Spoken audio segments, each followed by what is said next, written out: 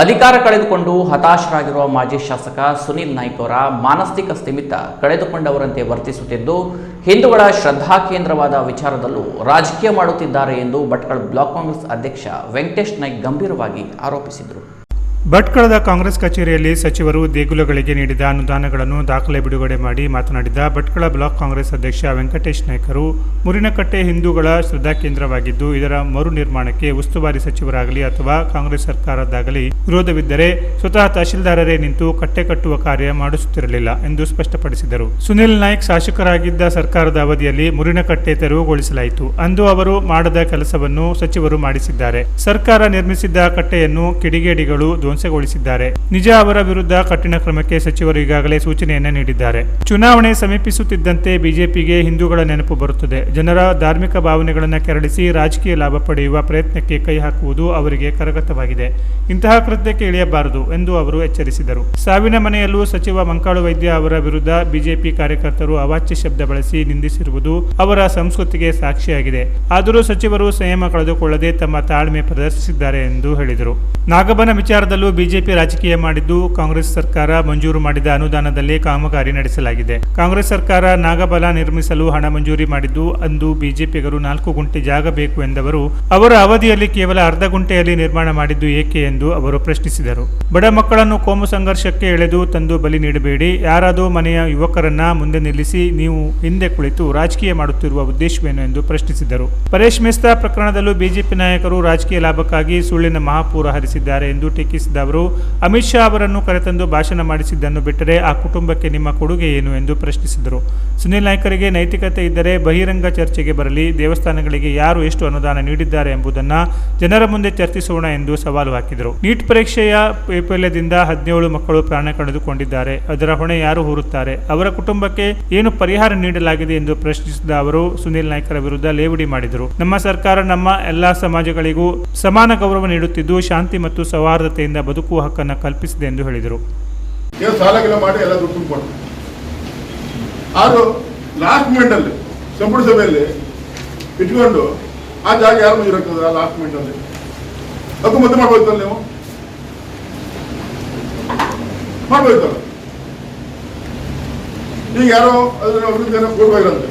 ಆ ಕೋರ್ಟ್ ಹೋದ್ರೆ ಹೆಚ್ಚಾಗಿ ನಿಮ್ಗೆ ಸುಮ್ಮನೆ ಒಂದು ಫ್ರೆಂಡ್ ಇರ್ಬೋದು, ಅದನ್ನು ಮಾಡ್ಬೋದು ನಾವು ಕಾಣ್ತದೆ. ಯಾಕಂತ ಹೇಳಿದ್ರೆ ಇದು ಏನೋ ಒಂಥರ ವಿಪರ್ಯಾಸ. ಯಾಕಂತ ಹೇಳಿದ್ರೆ ಲಾಸ್ಟ್ ಮಿನಿಟ್ ಮಾಡ್ಕೊಂಡು ಯಾರು ಹೇಳ್ಬೋದು ಸರ್, ಯಾಕಂದ್ರೆ ನಮ್ಮ ಮೇಲೆ ಹಾಕ್ಲಿಕ್ಕೆ. ಆದರೆ ನಮ್ಮ ಮಕ್ಕಳು ಅದ್ರ ಬಗ್ಗೆ ಪ್ರಯತ್ನ ಮಾಡ್ತಿದ್ದಾರೆ. ಅದು ಕೆಲವು ನಮ್ಮ ಆಟೋ ಡ್ರೈವರ್ಗೆ ಗೊತ್ತುಂಟು. ಅವ್ರ ಮುಖಂಡರು ಕೆಲವರು ಅವರೊಟ್ಟಿಗೆ ಕೆಲಸ ಬೆಂಗಳೂರು ಹೋಗಿದ್ದಾರೆ.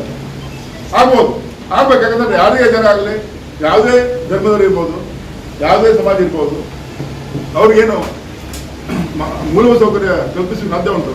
ಅದು ಸ್ವಲ್ಪ ಕಲ್ಪಿಸಲಿಕ್ಕೆ ನಾವು ಬಂದಿದ್ದೇವೆ. ಹೊರಗೆ ನೀವು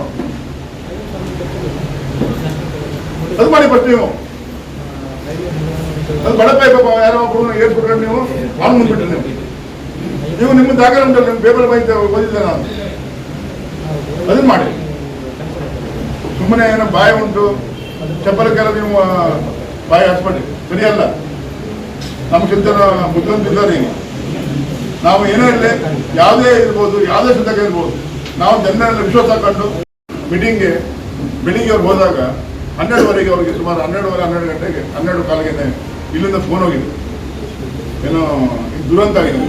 ಅವರು ಕೂಡಲೇ ಇಲ್ಲಿಯ ಎಲ್ಲ ಜಿಲ್ಲಾಡಳಿತ ಇರ್ಬೋದು, ನಮ್ಮ ಸ್ಥಳೀಯ ಆಡಳಿತ ಇರ್ಬೋದು, ನಮಗೂ ಖುದ್ದಾಗಿ ಫೋನ್ ಮಾಡಿ ಅಲ್ಲಿ ಏನು ಅವ್ರಿಗೆ ಏನು ವ್ಯವಸ್ಥೆ ಆಗಬೇಕು, ಕೂಡಲೇ ಏನು ಗಾಯಗಳಿರ್ಬೋದು, ಮತ್ತೆ ಏನೋ ಯಾರೋ ಹೊಳೆಯಲ್ಲಿ ಮುಳುಗಿದ್ದಾರೆ ಅವ್ರಿಗೆ ರಕ್ಷಣೆ ಒದಗಿಸಲಿಕ್ಕೆ ಕೂಡಲೇ ಕಾರ್ಯಪ್ರವೃತ್ತ ನಮಗೆ ಫೋನ್ ಮುಖಾಂತರವಾಗಿ ಅವರು ಹೇಳಿದರು. ಆದಾಗ್ಯೂ ಮತ್ತೆ ಆ ಅರ್ಧ ಮೀಟಿಂಗನ್ನು ಕ್ಯಾನ್ಸಲ್ ಮಾಡಿಕೊಂಡು ಅವ್ರಿಗೆ ಸ್ವಲ್ಪ ಫ್ಲೈಟ್ ಲೇಟ್ ಆಯಿತು. ಬರೋತ್ತಿಗೆ 6 ಹೊತ್ತಿಗೆ ಫ್ಲೈಟ್ ಬಂತು. 6 ಖುದ್ದಾಗಿ ಅಲ್ಲಿ ಬಂದ ನಂತರ ಅವರು ಸೀದಾ ಹೋಗಿದ್ದು ಆಸ್ಪತ್ರೆಗೆ. ಎಲ್ಲಿ ಫಸ್ಟಿಗೆ ಆದರ್ಶ ಹಾಸ್ಪಿಟಲ್ ಹೋದ್ರಲ್ಲಿ ಅಲ್ಲೊಂದು ಹೆಣ್ಮಗು ಇತ್ತು.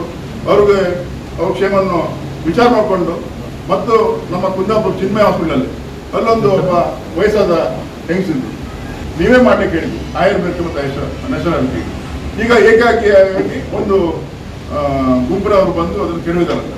ಅವ್ರು ಹೇಳಿದ್ರು, ನಾನು ಕೇಳಿದ್ರು, ನಾನು ಸುದ್ದಿ ಕೇಳಿದ್ದೇನೆ, ಅವ್ರಿಗೆ ಏನು ಸೂಕ್ತವಾಗಿ ಏನು ಕ್ರಮ ಆಗಬೇಕು ಅದು ನಾನು ಈಗಾಗಲೇ ವಾದ ಮಾಡಿದ್ದೇನೆ, ಅದು ಆಗ್ತಂತ ಅಷ್ಟೇ ಹೇಳಿದ್ದೆ. ಮತ್ತೇನೋ ಪ್ರಶ್ನೆ ಕೇಳಬಾರ್ದು, ಅದಕ್ಕೆ ಅವ್ರು ಉತ್ತರ ಕೊಡಲಿಕ್ಕೆ ಆದರೆ ಅವರು ಈಗಾಗಲೇ ಹಾಸ್ಪಿಟ್ಲಲ್ಲಿ ಏನೋ ಒಂದು ಬದಿಗೆ ಹೆಣ ಉಂಟು, ಆ ಟೈಮ್ನಲ್ಲಿ ಎಲ್ಲ ಪ್ರಶ್ನೆಗೂ ಉತ್ತರ ಕೊಡ್ಲಿಕ್ಕೆ ಆಗೋದಿಲ್ಲ, ಯಾರು ಪೂರ್ತಿ ನಮ್ಗೆ ಕೊಡ್ಬೇಕಂತ. ಆಗ ಕೆಲಸ ಸ್ಟಾಪ್ ಆಯಿತು.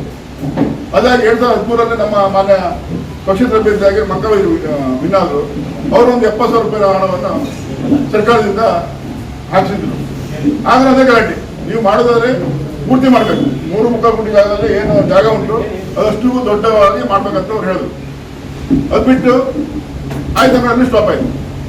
ಈಗ ಆ ನಾಗಮನ ಮಾಡಿದ್ರು, ಮಾನ್ಯ ಸುನೀಲ್ ನಾಯ್ಕ ಪೀರಿಯಡ್ ಮಾಡಿರ್ಬೋದು, ಮಾಡಿದ್ರು.